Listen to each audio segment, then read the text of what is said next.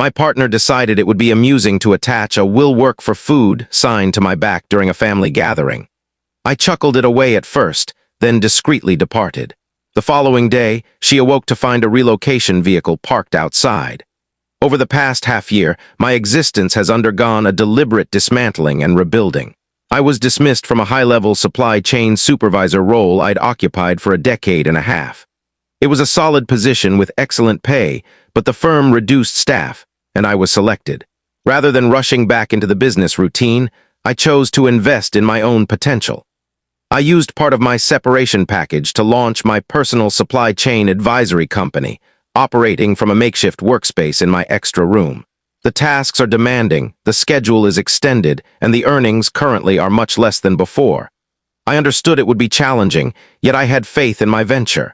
My partner of 4 years, Emily, didn't match my enthusiasm.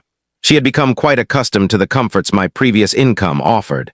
The fancy meals, the short getaways, the carefree expenditures. My fresh role as an entrepreneur lacked the appeal.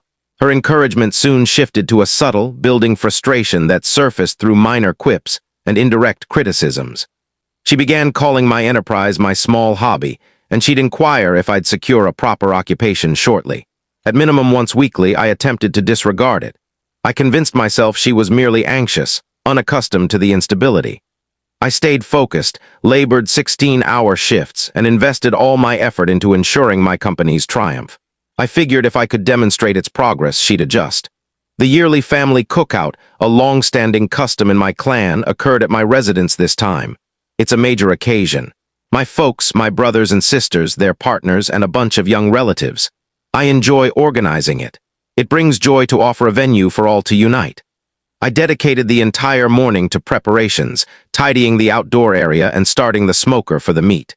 Emily acted oddly all morning, blending excessive kindness with unusual excitement. I ought to have recognized it as an alert. The event began around 2 p.m. I was handling the barbecue, turning patties, chatting with my father, experiencing ease and contentment for the initial time in weeks. I was comfortable, encircled by those who cared for me, or that's what I believed. As I faced away from the group, concentrating on avoiding charred items, Emily approached from behind. I sensed her affixing something to my shirt's rear. I assumed it was a light-hearted stunt, perhaps a "Kiss the Chef" label. I overheard some of her companions who joined her beginning to snicker. I simply grinned and moved my head, proceeding with the cooking. For the subsequent hour, I circulated through my own event, totally unaware. I interacted with relatives, replenished beverages, and entertained my young kin. I observed some odd glances, a few soft murmurs, but I dismissed them. I assumed folks were simply pleased to encounter me. The revelation hit like a stomach blow I'll always recall. My 7-year-old nephew, Alex, pulled at my shorts. He appeared puzzled. He indicated my back. "Uncle Mike," he questioned, his tone brimming with naive wonder. "What does jobless signify?" I stiffened. My sibling, positioned close, abruptly seemed enraged and tore the label from my back. He displayed it to me. It was a large, roughly sketched placard on cardboard designed to resemble a beggar's sign. In bold, dark ink it stated, "Will labor for meals. Jobless and needy. Kindly assist. My partner covers all costs." The color left my cheeks. It wasn't merely a gag. It was a planned, malicious, and profoundly intimate assault on my integrity, my dedication, and my brief fragility. And she'd executed it before my whole kin. Prior to any response, my sister approached, her device in hand, her look appalled. "Mike, view this." She revealed Emily's recent online update. It was an image of me, captured from the rear, positioned at the barbecue with that vile label on my back. The description she added was, "Getting the future spouse to toil. Must earn his place. Haha, jobless and enjoying it. Welfare recipient. Welfare recipient." I glanced over the yard and spotted Emily chuckling with her pals. She met my gaze and offered a teasing blink as though we shared a comical confidential. In that moment, 4 years of partnership dissolved. All the affection I believed I held for her. All the justifications I'd created. It all soured into something chilly and firm. But I didn't erupt. I didn't shout or create a commotion. That was her desire. She sought a grand, theatrical outburst to portray me as erratic, validating her view. I declined to grant her the pleasure. I regarded my kin, all observing me with worry, and I compelled a chuckle. "Impressive," I remarked, shaking my head. "She possesses quite the wit, right? A bit grim for my taste, but what's one to do?" I patted my sibling's shoulder, Appreciate the alert, buddy. I continued the gathering for another hour as if unaltered. I tossed a ball with my nephews. I discussed gardening with my mother. I was the ideal organizer. Emily appeared nearly let down by my absence of response. But within my mind, a strategy was developing. A serene, hushed, and conclusive strategy. About 6, I informed my sister of a severe migraine and intended to rest briefly. I urged all to remain, savor the eats and the swimming area. I entered indoors, seized my keys and billfold, exited via the lateral entrance, entered my vehicle, and simply drove off. I didn't travel distant. I reached a peaceful inn roughly 20 minutes distant and registered. From the bland stillness of that inn chamber, I placed one call. I contacted an expert relocation firm, one focused on urgent and overnight tasks. I outlined the circumstance succinctly, needing a team to bundle and extract one individual's possessions from a dual-bedroom dwelling. I specified arrival at 8 a.m. precisely. Emily assumes I'm in the extra room, brooding. She believes I'll recover, will argue, then normalcy resumes with her subtle jabs and my enduring patience. She's unaware I'm absent from the dwelling. She's clueless that I've initiated the repercussions of her behavior. She believes she shamed me. She's on the verge to discover genuine shame. When she arises tomorrow, her whole shared existence with me will be loaded in a relocation vehicle. Update 1, the subsequent morning, I was stationed down the road from my residence at 7:45 a.m., drinking coffee from a convenience store. I observed as the sizable relocation truck arrived at the curb, exactly at 8 as requested. I approached, greeted the team supervisor, a sturdy fellow named Joe, and utilized my key to access the silent home. Emily remained asleep in the primary bedroom, totally unaware. I'd compiled a thorough catalog for Joe and his group. It detailed precisely what to pack. All female attire and footwear from the primary closet, all individual articles from the primary bath counter, the full contents of the extra room she'd transformed into her workspace, and various containers marked Emily in the storage area. I was precise. I avoided any claims of stealing or harm. The team was skilled, operating with a subdued proficiency I valued. They commenced in the extra space. Around 20 minutes later, the noises of their labor, the soft exchange of words, the creak of sealing tape, eventually roused Emily. I stood in the main room when she exited the bedroom, clad in one of my worn shirts. Her locks were disheveled and her features swollen from rest. She noticed the 2 relocators cautiously enveloping her display screen in a protective cover and halted. Her demeanor changed from drowsy bewilderment to utter, frantic incredulity. "Mike, what's occurring?" She insisted, her pitch escalating. "Who are these individuals? What's transpiring?" I sipped my coffee and regarded her, my expression fully impartial. "They're relocators, Emily," I stated serenely. "I employed them." "You're relocating." "Relocating," she yelled, her voice breaking. "What do you mean? Are you mad? Is this due to that foolish gag yesterday?" "It wasn't a gag," I replied, my tone perilously soft. "It was a communal declaration. You clarified your opinion of me. I'm merely acknowledging it. The folks you cohabit with, your kin, you don't degrade them for amusement. That's reserved for outsiders or disliked housemates. So this housemate requests your departure." I retrieved my device and displayed the capture of her online entry. The photo of me with the label, the spiteful description, the amused symbols from her companions. "This isn't recoverable, Emily," I informed her. She began weeping then, but it wasn't regretful. "It was the noise of a youngster losing a cherished item. You can't proceed. Half this belongs to me. We constructed this existence jointly." "Let's clarify," I stated, advancing nearer. "You constructed nothing. I possessed this dwelling and its furnishings 2 years prior to meeting you. You've added 0 funds to the loan or expenses in our 4 years. You're free to claim every object you bought personally. The relocators possess a catalog.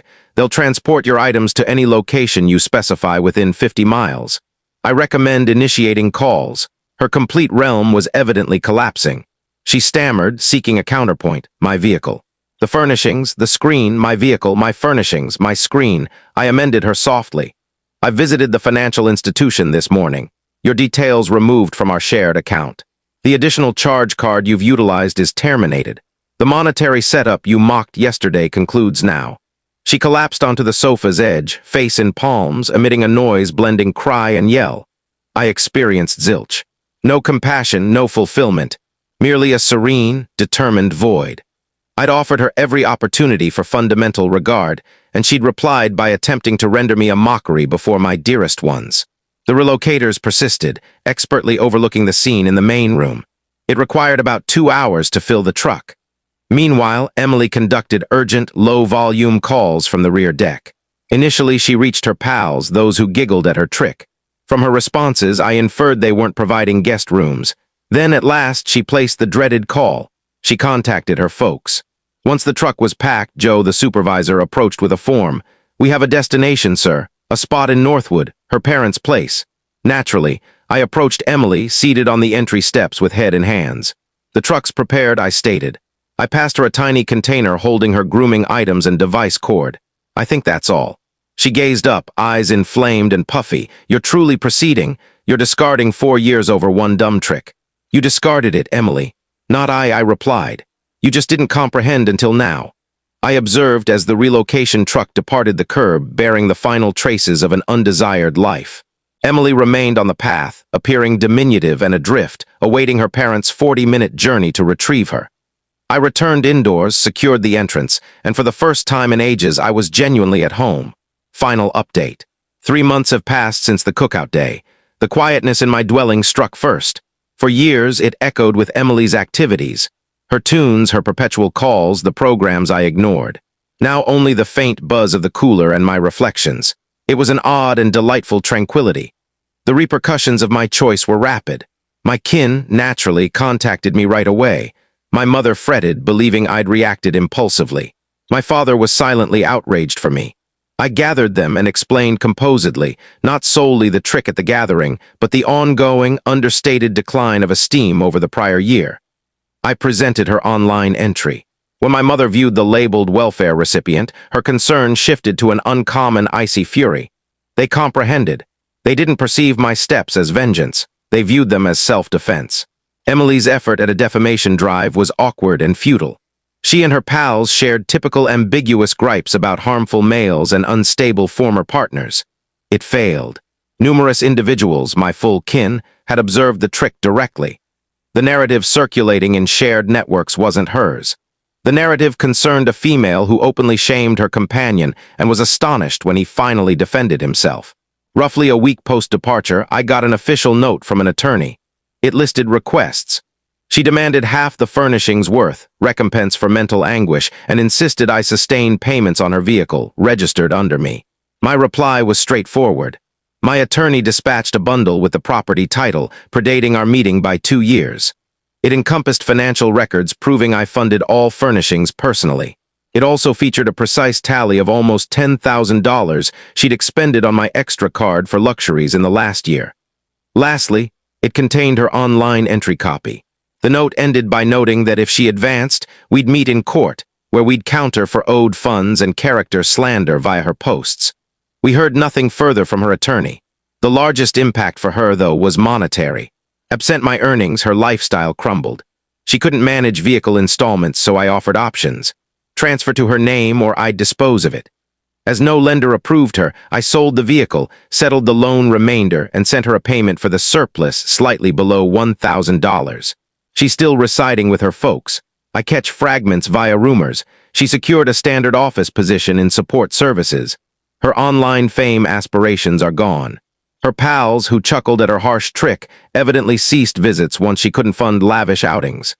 Shame, evidently, isn't humorous when experienced personally.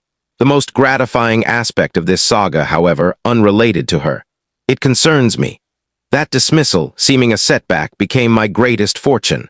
Liberated from the perpetual tension and economic burden of my bond with Emily, I channeled full vigor into my advisory firm. 2 months prior, I acquired my initial significant customer, a local transport firm requiring a full supply chain revamp. It was an enormous agreement, exceeding expectations. Last month, another followed. My modest endeavor is now a genuine, prospering enterprise. I've onboarded my first staff member. I labor equally diligently, but now for my benefit. The achievement is mine. The esteem is mine. I arranged another cookout at my residence last weekend. Not a grand kin event, just a modest assembly to mark the fresh agreements. My folks attended, my siblings and select close allies. The vibe was cheerful and upbeat. We conversed and giggled, sans jabs at me. As I managed the barbecue in a plain, cozy shirt, my father approached and stood nearby. He observed me briefly, then patted my shoulder. "You know, Mike," he remarked, "I haven't witnessed you this content in years. It's wonderful to see you returned." He was accurate. I'd been absent long, submerged in a bond gradually diminishing me. The trick, though vicious, didn't ruin me. It rescued me. It compelled truth recognition and action. Emily thought she affixed a label declaring me valueless. What she truly provided was a signal indicating progression time. And for that, I guess I ought to be thankful.